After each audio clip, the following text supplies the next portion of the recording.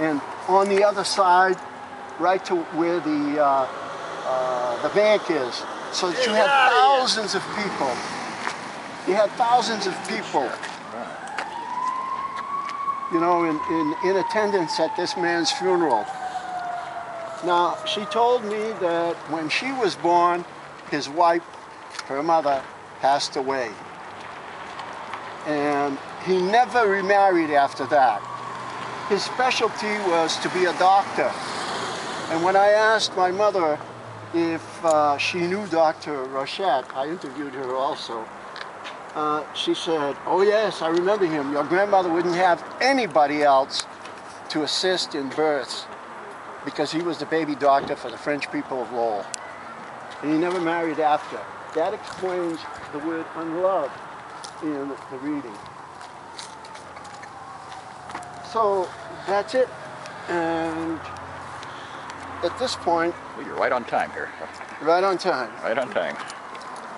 So it's a whole chapter in Dr. Sachs. Would you like me to read it? Take it away. Somebody else like Take it away. Take it away. All right. Is there another, could I ask if there's another source, Roger, on birth time? I'm just curious. Yes. There are two texts. This one over here does not mention the time, but it does indirectly. Because it says,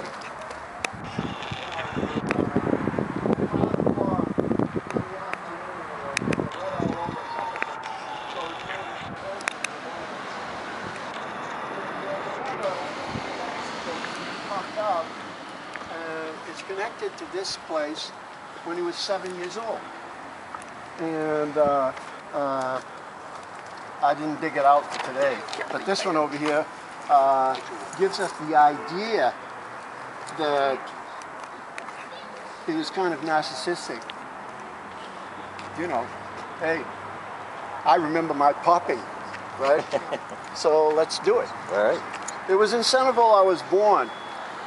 In Pawtucketville saw Dr. Sachs across the wide basin to the hill on Lupine Road, March 1922 at 5 o'clock in the afternoon, or right all over supper time.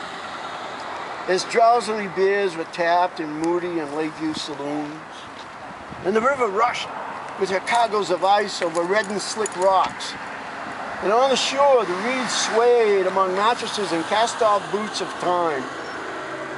And lazily, pieces of snow dropped plunk from bagging branches of black, thorny, oily pine in their thaw. And beneath the wet snows of the hillside, receiving the sun's lost rays, the melts of winter mixed with roars of Merrimack, I was born. Bloody rooftop. Strange deed.